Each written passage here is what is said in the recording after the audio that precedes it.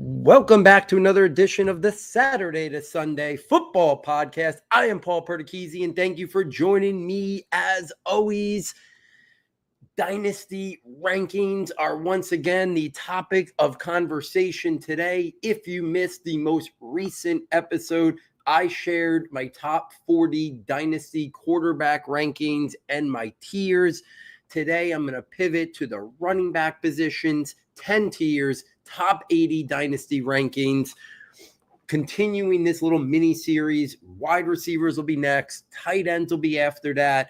I love doing a full deep dive Dynasty rankings after some time kind of concludes after the NFL draft, seeing where these rookies fit in the big landscape of our Dynasty rankings. I know this is a fun time. Scott Fishbowl going on. So excited and privileged to be once again included in that. Please get over, and any way you can support the foundation, the fundraising, buy shirts, buy anything that you can, donate whatever you can. It is for an amazing cause, and it just keeps getting bigger and bigger, and that's such an exciting part of the fantasy community and the industry.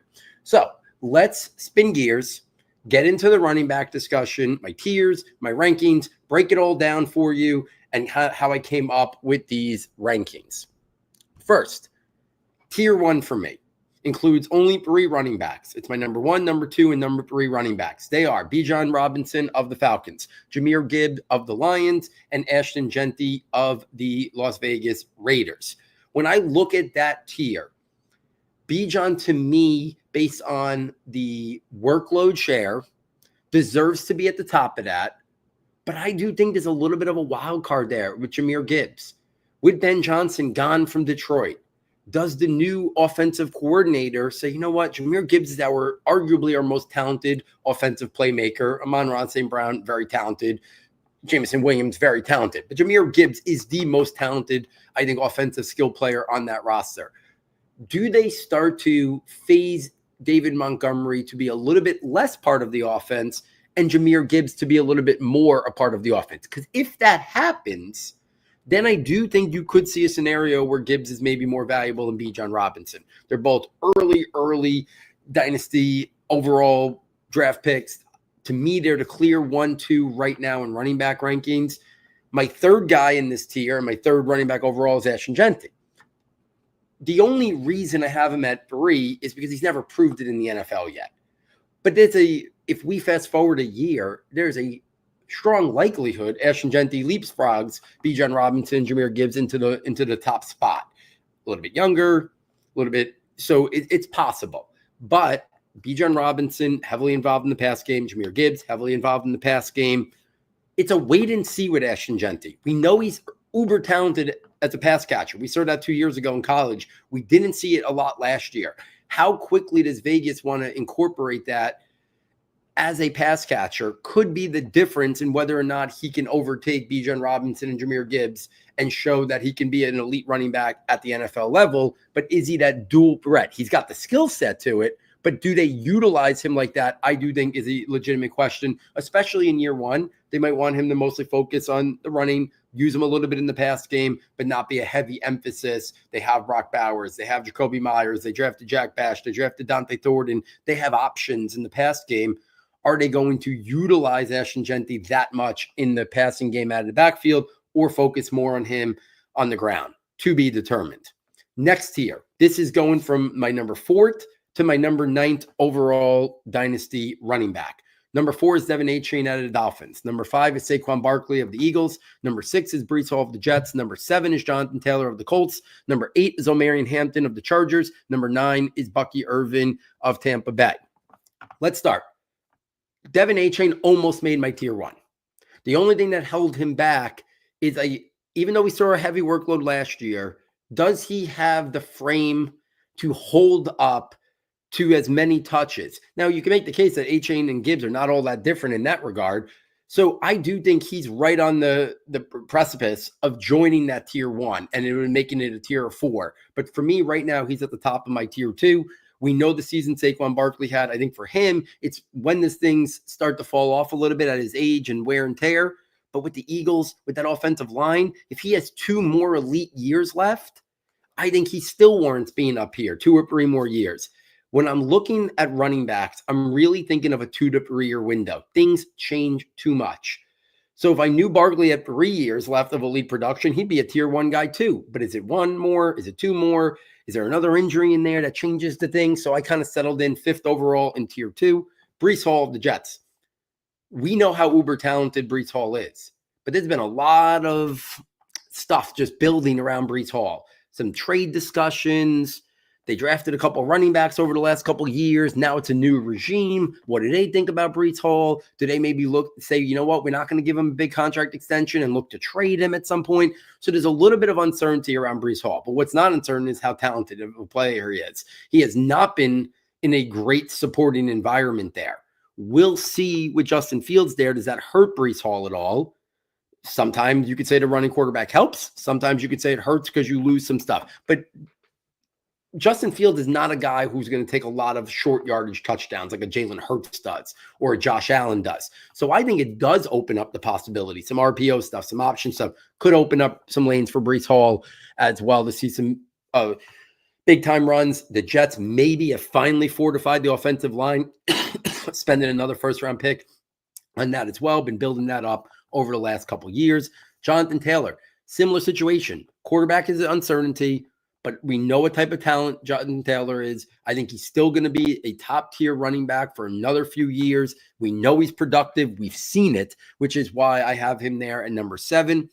Number 8 and number 9, it's very tough to rank. I think when I did my episode a couple weeks ago, when I was combining the last year's rookies and this year's rookies, I may have had Bucky Irvin ahead of Omarion Hampton.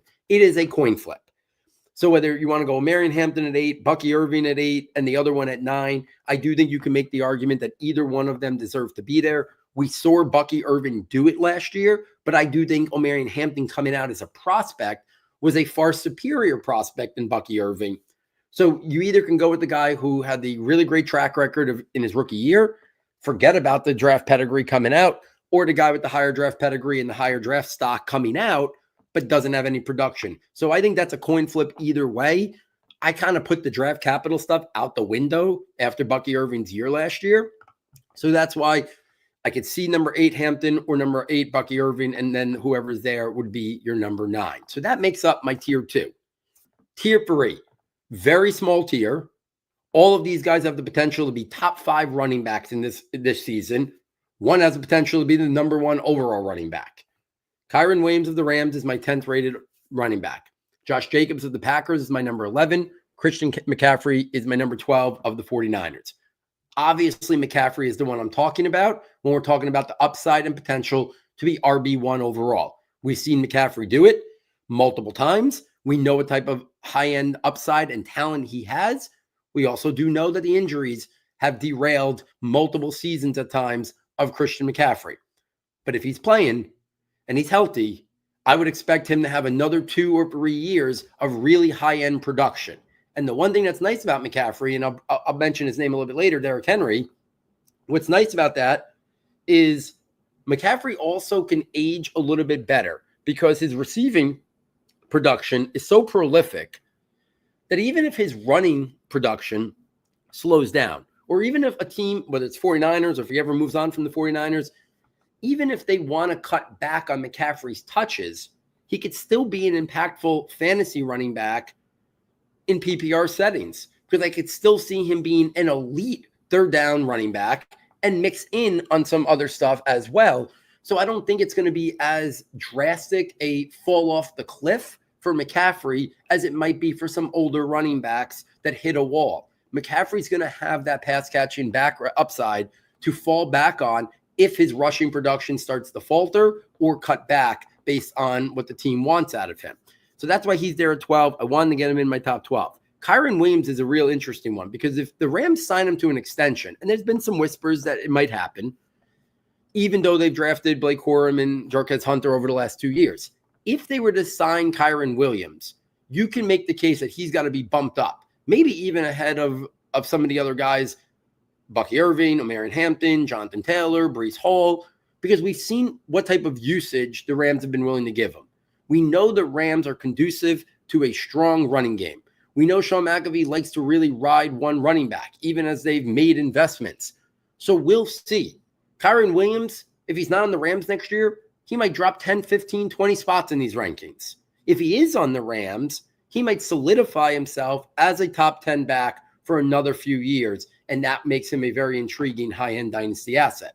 Josh Jacobs, same conversation. A year ago, I came on here and said I was very lukewarm on Josh Jacobs and the Packers. His 4-year deal looked very phony at the time. They had just drafted Marshawn Lloyd. But now you fast forward and talk about what's happened over the last year. Marshawn Lloyd barely had a rookie season due to injuries and other things. Josh Jacobs was unbelievable. Running back salaries have started to go up with more teams willing to pay running backs.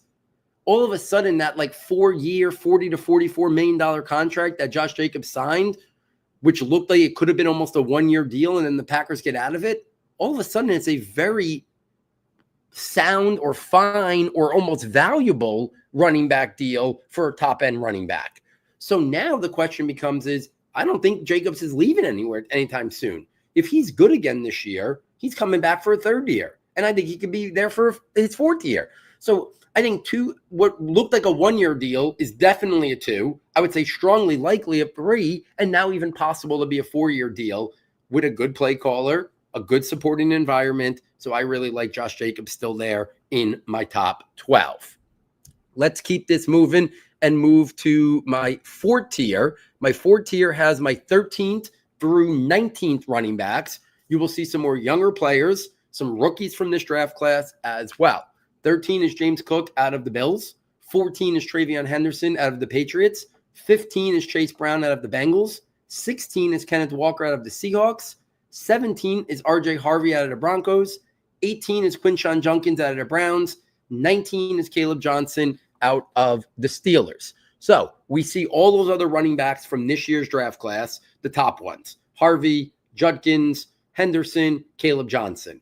Mixed in with them, James Cook, Chase Brown, Kenneth Walker.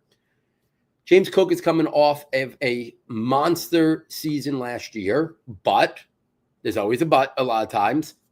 A lot of contract disputes. Not happy with Buffalo right now. If he's not on Buffalo, his stock takes a big hit.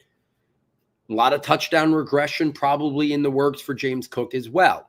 But in that offense, he's set up to be very successful. So if he does re-sign in Buffalo, I would move him up to the tier above this with Kyron Williams, with Josh Jacobs, with Christian McCaffrey, because I do think you will see somewhere between RB10, RB14 production for the next few years of James Cook if he is in Buffalo. Chase Brown ended last year as an elite running back. I think the only reason people are a little lukewarm for his dynasty stock is he was a day 3 pick.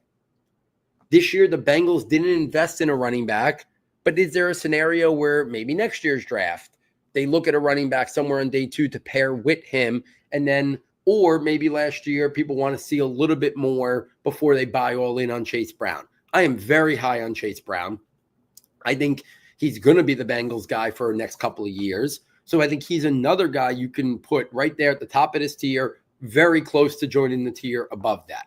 Kenneth Walker, I've always been a big fan. We've kind of been teased by him a little bit. We've seen some steps of being a great player. Then he takes a step back. We've seen Charbonnet look good, eat into it a little bit, but then Walker regains it back. I will say what's encouraging is Kenneth Walker has shown improvement in the pass game. So there's a little bit more versatility, a little bit more consistency from him, and a little bit less risk that he does impact the game in the passing game as well as the running game. But it's hard to kind of say. The new rookies, some of these other young players in the league, Cook's still young, Brown's still young, Kenneth Walker's still young. Mixing the rookies in with them is a tough challenge because you're talking about these rookies could show that they belong and are great. Maybe they struggle. Maybe they're mediocre. So trying to fit them in. I do have Travion Henderson the highest just because I am a big Travion Henderson fan. So I think he could become a very much James Cook plus type player for the Patriots, which is why his pedigree, I love his 3-down capabilities. He's going to get on the field on 3rd down because he's a great pass protector, is why I'm so high on Travion Henderson in these overall dynasty ranks. The rookies, obviously I'm not going to get into a lot of detail. I've talked about them so much. Harvey, Judkins, Caleb Johnson, you can rank them in any which way. They're all in intriguing spots in terms of seizing I know J.K. Dobbins signed with Denver, which maybe took a little bit of the buzz away from R.J. Harvey just for this year. Cleveland, Quinshon Judkins, bad offense, quarterback concerns, and then also the drafting of Dylan Sampson in round 4 hurt him a little bit. Caleb Johnson with the Steelers, they have Jaylen Warren. Is Caleb Johnson just an early down back? Do they use him at all in the pass game? Or some questions about him?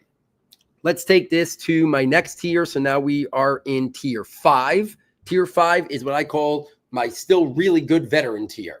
And this is made up of my 20th, 21st, and 22nd running backs. It's Derrick Henry of the Ravens. It's Alvin Kamara of the Saints. It's Joe Mixon of the Texans. All of these guys still are producing. Henry, elite production. Does it start to fall off some point? If we're talking about just this year, Henry's a top 10 guy. If you start kind of saying, okay, what about 2 to 3 years? That's the only reason why I moved down Derrick Henry to 20. If somebody wants to have him ahead of all these rookies, I for sure would not blame anybody. If you're a win now team, you should for sure have him rated higher than these.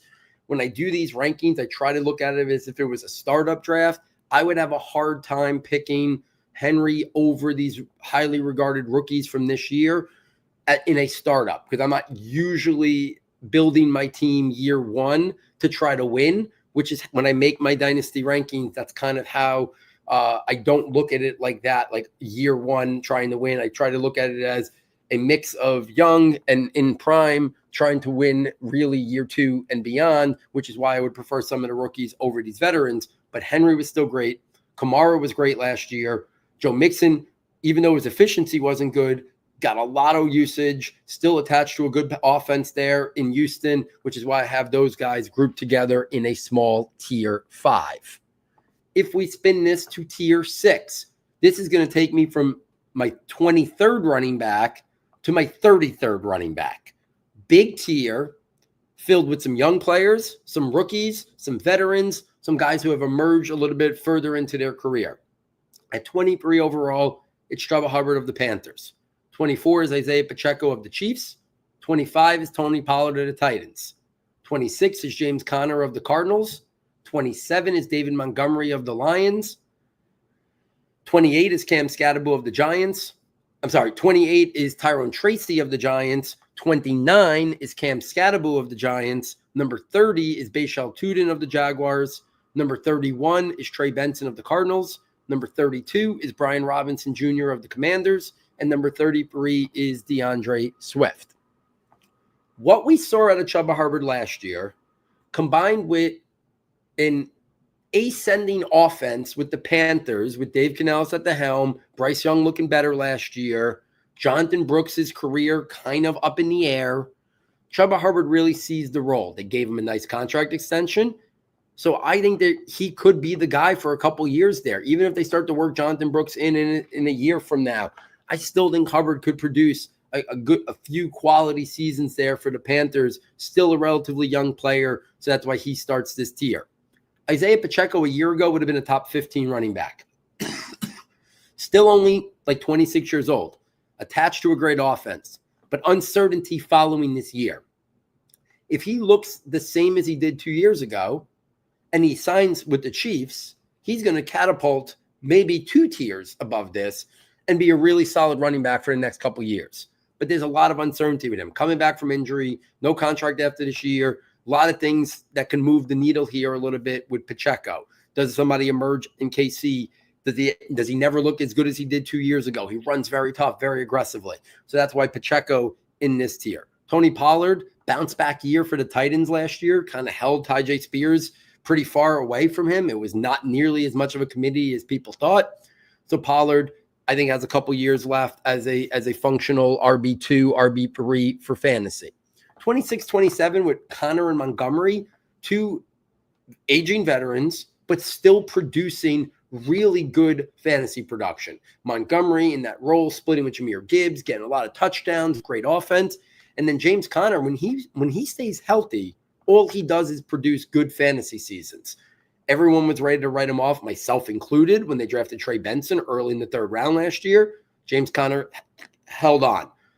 David Montgomery, people are always ready to kind of write him off because they think Jahmyr Gibbs is going to take even more of the workload. All David Montgomery does is keep being productive in a really high-functioning offense. So I have those guys in this. The two Giants guys, listen, I like Cam Scatterbo a lot. I also love Tyrone Tracy a lot coming out last year. Tyrone Tracy has already shown he can produce over 1,000 total yards in the NFL. He's got a receiving background. Not that Cam Scatterbo isn't also a very, very good receiver. It's going to be interesting to kind of see these two work in tandem, and does somebody take the clear lead? Right now, I'm just kind of falling back on Tracy, who's already shown he can do it at the NFL level. They're both day 3 draft capital, so it's not like Cam Scatterbo's coming in as a top 50 pick, and that's going to push maybe them wanting him to seize the role. I think they're going to let it play out on the football field, and for right now, one spot ahead, I'll say Tyrone Tracy just because we've seen him do it last year, but I will say very quickly it could flip to Cam Scatterbo. Bashal Tuden, Trey Benson, Brian Robinson, DeAndre Swift. I do think Brian Robinson and DeAndre Swift is more of a 1 year, maybe for Swift. We'll see where he ends up. I think this will be his last year in Chicago. Brian Robinson with the Commanders, I do see them maybe investing in a running back high next year in the draft to kind of pair with Brian Robinson. And then Tuden and Trey Benson, two guys I was very high of coming out. I love Trey Benson last year, but does James Conner continue to push him to the back burner? And then with Bashal Tuden, we know the Jaguars wanted him. He was a part of their draft plan this whole draft cycle. There were some talent evaluators like Lance Zierlein who had him as a top 5 back. He was like number 9 in my running back rankings. I was a big fan of him. I think he's set up there. I think Etienne's probably in his last year with the Jaguars. We'll see what happens. Bigsby, I think, is more of a depth piece. I think Tuden could emerge there as the best back in that backfield, and I like where that Jaguars offense is building as well. So I kind of want to be in on Bashal Tuden. If we take this to tier 7, small tier, mostly veterans in here. Aaron Jones, this is from 34 to 38. Aaron Jones is my 34th ranked running back of the Vikings. Jaylen Warren of the Steelers is my 35th back. Najee Harris of the Chargers is my 36th. Travis Etienne of the Jaguars is 37. Ramondre Stevenson of the Patriots is 38. Aaron Jones is set up. I know they traded for Jordan Mason, but Aaron Jones for at least one more year, I think is set up to have a very productive year. The only reason why I didn't put him in the same tier right underneath, he's right underneath DeAndre Swift, but different tiers, is I do think Jordan Mason poses more of a threat to Aaron Jones than I think Roschon Johnson or Kyle Monangai poses to DeAndre Swift. So that's why somebody might say, well, why is Jones below Swift? That's the reason why. I think Mason poses more of a threat than Kyle Monangai or Roschon Johnson. Jaylen Warren, we'll see. I've always been a Jaylen Warren fan, but they did invest high in a pick this year in Caleb Johnson. We'll see what that impacts in terms of Jaylen Warren's touches. Najee Harris went to the Chargers. I thought he was going to be a serviceable guy for 1 year. Still might be, but they drafted Omarion Hampton. So we'll see where Najee Harris ends up. He's still young. He's had some productive seasons for sure at the NFL, but I think he's more descending, part of a committee. His days of being the lead guy probably gone. Travis Etienne, I think we're going to see him get a shot as part of a committee on another team sooner rather than later, whether it's a trade during the year or at the end of the season. But I don't think he'll be in Jacksonville for much longer. But he is a guy, former first-round pick, has had some moments of high-end production and big playability, but consistency has been lacking for most of his career. And then Ramondre Stevenson, very functional, serviceable back, going to form a tandem this year with Travion Henderson. We'll see what the future holds, but I do think you can get some value from him in a 1-2 committee this year for sure. If we take this to my tier 8, tier 8 is from 39 to 49. This is Tyjae Spears of the Titans. Zach Charbonnet of the Seahawks. So 39 is Tyjae Spears. 40 is Zach Charbonnet of the Seahawks. 41 is Jonathan Brooks of the Panthers. 42 is Braylon Allen of the Jets. 43 is Jarquez Hunter of the Rams. 44 is Blake Corum of the Rams. 45 is Jalen Wright of the Dolphins. 46 is Marshawn Lloyd of the Packers. 47 is Ray Davis of the Bills. 48 is Dylan Sampson of the Browns. 49 is Jaden Blue. A lot of second-year and rookie running backs in this tier. I did start it out with guys who've been in the league a couple more years in Ty Spears and Zach Charbonnet. If Tony Pollard slows down or Spears looks better, I think there's a world where Spears increases his volume to form more of a committee with Tony Pollard. It didn't happen last year, but I think Spears is a very talented player, could impact the game as a runner or receiver. We've seen Zach Charbonnet be very good at times with the Seahawks, with a second-round draft grade. Obviously, when he came out, different regime now in terms of the head coach in Seattle. But Kenneth Walker's a better player. I've been saying that since the day Zach Charbonnet was drafted. Zach Charbonnet is not at the level of Kenneth Walker. So I do wonder if Zach Charbonnet is one of those guys that's got to get to another team to get an opportunity to have a bigger role in an offense. But he does have talent. We've seen him be productive when Kenneth Walker's been out. I do think it's in him to eventually be an RB2 or RB3 if he was put in a situation that was more conducive than playing behind Kenneth Walker. Putting in Jonathan Brooks with these other second-year or rookie running backs is very challenging. Obviously, he was the most highly regarded running back coming out of last year's draft class, but he was coming off a torn ACL, came back, re-injures again, out this whole year. So it's an unknown. He's going to start his NFL career, hopefully, as a third-year rookie. Who knows what he's going to look like after these two injuries? But he was a guy that was once very highly regarded and thought people could have been a guy who could have been a top 10, top 15 type back in the NFL. So I didn't want to put him much further than this. If people want to put these other guys ahead of him, these other second-year rookie running backs, I do get it. But Brooks's talent coming out is what still keeps me intrigued. And people have came back from multiple injuries to the same, to the knees and stuff. So I still want to believe that there's a shot that Jonathan Brooks can maybe become that guy we thought he could be coming out of college. Braylon Allen's very interesting because of the situation I talked about with the Jets. The one X factor is even if they were to ever move on from Breece Hall, Braylon Allen is more of a two-down player, not much in the passing game, but we've seen him be productive. I think his ceiling would be a little bit higher than some of these other players. The two Rams guys, if you want to put Corum ahead of Hunter, I can't really argue it. He was a third-round grade. Hunter was a fourth-round grade. The way I look at it is if they were happy with Corum, would they have been so adamant that they wanted Hunter when the third day started this year? He was their number one target when the third day started, and they made sure they got him. So I like Hunter. I like Corum's game coming out better, but just based on they had Corum in that building for a year. They invested a third-round grade and a third-round pick on him, and they felt the need and were strongly adamant that they wanted Hunter. I think Hunter complements Kyren Williams better. So if they were to keep Kyren Williams, I think they look at Hunter as a better complement to Kyren Williams. Maybe it's Hunter and Corum in some type of duo a year from now if Kyren Williams is not on the team. Then it's last year's second-round running backs, the Jalen Wright, Marshawn Lloyd, Ray Davis. We didn't see anything of Marshawn Lloyd. I talked about that before with Josh Jacobs. Still intrigued. He was a third-round pick for a reason. Jalen Wright, now with Raheem Mostert and other backs gone, he's going to get a real opportunity to emerge as the second back there to Devin Achane, and he's a big play waiting to happen. So I like Jalen Wright's game. Ray Davis, if the contract stuff with James Cook doesn't work out, Ray Davis could step in to a really intriguing role that I think could be a guy that if for some reason they ever trade James Cook, Ray Davis could step in and be a guy who gets 8 touchdowns, 10 touchdowns, 1,100 yards. I think that's in the realm of possibility. Ray Davis is a good prospect coming out. But it's not all that different than he's not James Cook. Just like Zach Charbonnet wasn't Kenneth Walker. There's a difference in their talent. You watch those two guys play.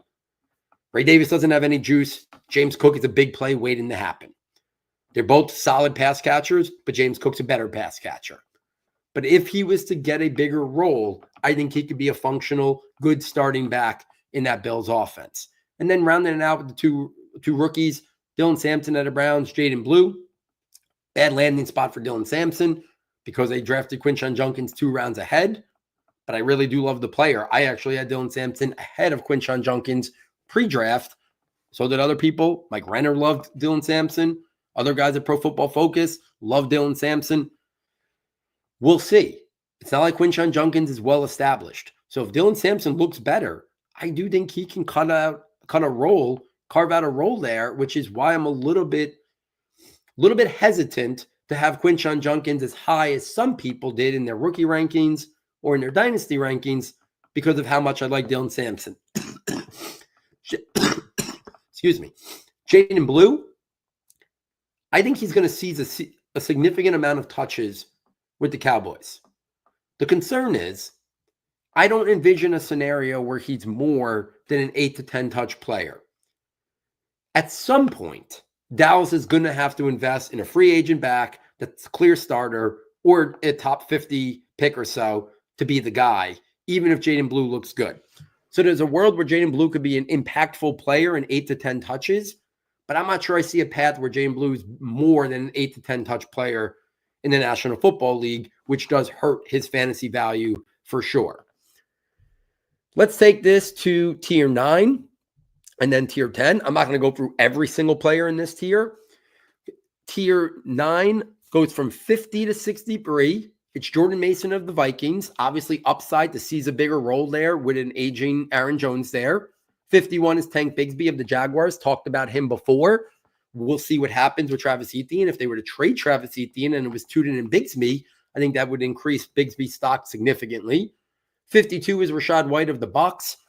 We know he's had some productive years, better pass catcher than runner for sure. But now with Bucky Irving there and his three down capabilities, I really do think Rachaad White's fantasy value is not going to ever come to fruition anymore in Tampa Bay. I think Sean Tucker is nipping on his heels to have a role as well, because I think Tucker's a better natural runner as well. Rachaad White's got to get somewhere where he's the clear pass down back and mixed in as a runner, and I think he could still have some fantasy production down the line, but probably on a new team. 53 and 54 are two rookie running backs, Woody Marks of the Texans, Devin Neal of the Saints. We'll see how fast they integrate. Marks was a 4th-round pick. Neal was I believe it was a 6th-round pick or 5th-round pick. Marks is going to be looked at as a guy who could handle the pass catching role, but obviously Mixon's still there, good pass catcher in its own right. They signed Nick Chubb. We'll see if he makes the team. But I do think they have plans for Marks. But again, what's his ceiling, even if Mixon slows down, even if Mixon is off the team next year? I don't envision a scenario where Marks becomes the lead guy, even though I do like him, the player. Devin Neal, splitting time with Kamara. I think Devin Neal's interesting because if the Saints are as poor as I think they're going to be this year, they should try to move on from Alvin Kamara.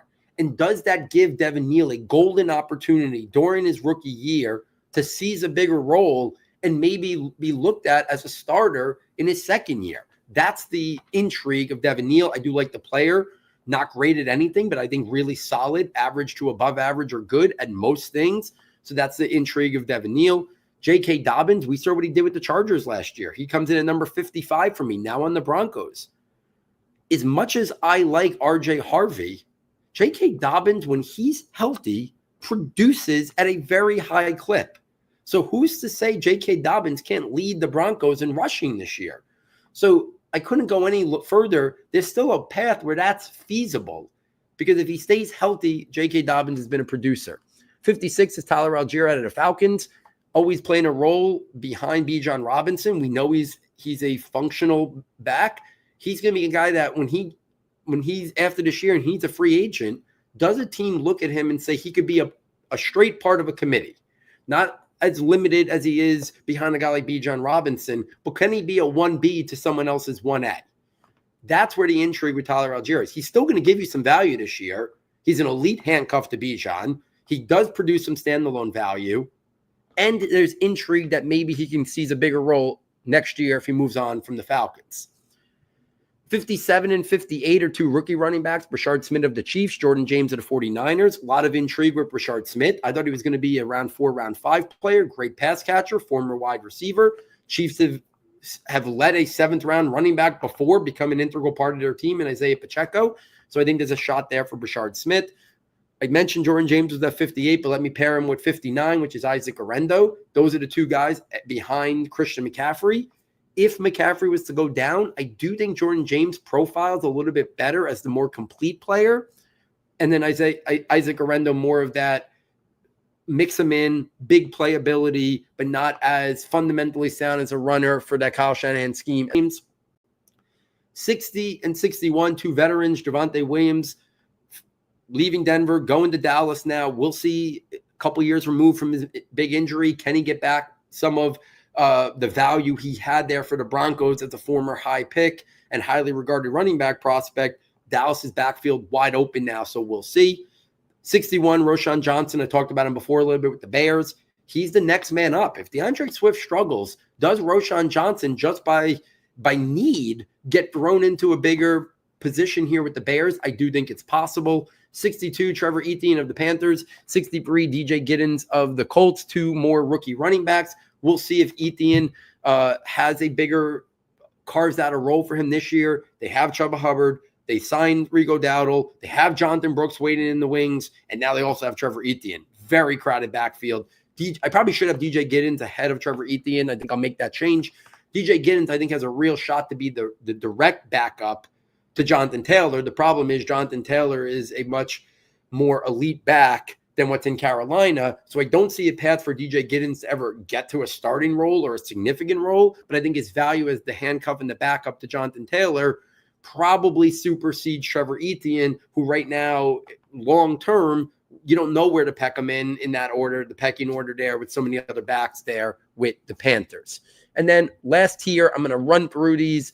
64 is Rico Dowdle. Just talked about him. He's with the Panthers now.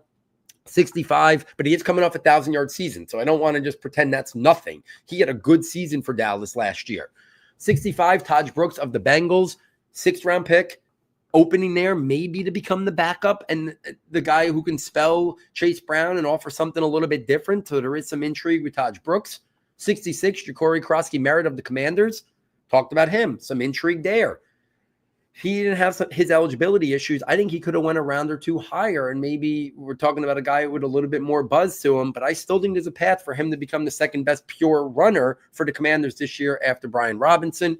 67, Will Shipley of the Eagles. I think he's in the pole position to be the clear handcuff to Saquon Barkley. 68, Kendre Miller of the Saints has never stayed healthy. He's been in the doghouse. We'll see with a new regime there if they give him a fresh start, that he sees the opportunity. 69, Kyle Monangai of the Bears, late round pick, but the Bears backfield and that depth chart is kind of open. Can somebody seize it? We'll see. Ollie Gordon of the Dolphins, right now obviously behind A-Chain, behind Jalen Wright. Once upon a time, people thought Ollie Gordon was going real high in the NFL draft. So we'll see if he gets an opportunity to move up the depth chart at all, maybe push Jalen Wright for that second spot. I prefer Jalen Wright, but we'll see. Ollie Gordon offers a much different size frame profile than a guy like Jalen Wright, but we know that Miami team has always preferred the speed guys. We'll see in a year if Mike McDaniels is fired. It could be a totally different regime in there that might prefer giving Ollie Gordon a chance as a much more physical and bigger back. 71 is Sean Tucker of the Bucs. Talked about him before. I think he is nipping on Rachaad White's heels to maybe be the second pure running back on that depth chart. 72, Jerome Ford of the Browns. 73, Nick Chubb on the Texans. We'll see if he makes the team. 74, Audric Estime of the Broncos. A lot of guys now in that Broncos backfield with Harvey signing J.K. Dobbins. Audric Estime was an intriguing day 3 pick a year ago. A lot of people thought he could have materialized into maybe Sean Payton's like Chris Ivory, that bigger, more physical back. Didn't happen last year. Hard to envision it happening now with the depth chart there, but we'll see. 75, Miles Sanders kind of gets a reprieve after being basically MIA for the last couple of years. He's in Dallas. Javonte Williams doesn't usually stay healthy. He hasn't been productive since his injury. Does Miles Sanders get an actual chance to be valuable in the year 2025? I think it's possible. Antonio Gibson at 76 of the Patriots. We'll see. I think Trey Van Henderson is quickly going to push him to a role where he doesn't have much of a role. 77, Zach Moss of the Bengals. Can he hold off Taj Brooks and be the clear backup there to Chase Brown? 78, Raheem Mostert, now with the Vegas Raiders. Obviously, he's up there in age. Can he spell Ashton Genty? If Ashton Genty was to go down, I do think we could see some viable weeks from Raheem Mostert, but between the age and Ashton Genty there, he's way down here. 79, Jaleel McLaughlin, another Denver Bronco running back. We saw him have some moments last year. There's aspects of Jaleel McLaughlin's game I am intrigued with. I think he could be a very good satellite back, pass catcher, change of pace, but a very crowded backfield. And then rounding it out, Austin Eckler at number 80 of the Commanders. I think he's a depth piece, pass catching guy right now. His glory days, obviously, in the past. But there is my top 80 running backs, my 10 tiers. If you're enjoying this content, please get over to the website, SS Football. Fastest and easiest way to get there. Check out the premium content tab For $9.99, you can still get all the premium content. You get the rankings notebook. It has my Dynasty rookie rankings updated regularly, IDP Dynasty rookie rankings. It has my film rankings from before the draft if you just want to see how I ranked them knowing where they were. It's got the positional Dynasty rankings. It's got the Devy rankings, all of this updated regularly here throughout the summer before we turn the page around Labor Day to the next wave of notebooks as well. You get the scouting notebook, which had all the detailed scouting reports of many of the prospects from the 2025 NFL draft. Still some guys who didn't come out. Their reports are in there as well. And then the draft projections notebook. I know the draft is long come and gone, but there's a lot of info in there. Scouting reports, snapshots of who they are. Great to use as a resource during training camp, preseason. A guy emerges that you've never heard of. See if I have him in the scouting, see if I have him in the draft projections notebook, and a snapshot of who they are with their measurements as well. Next up, I'll be talking wide receivers and then round out this little mini series here with my positional dynasty rankings with the tight ends. So on behalf of our sound tech engineer, David Nakano, and myself, thank you for joining us. And we look forward next time taking you from Saturday to Sunday.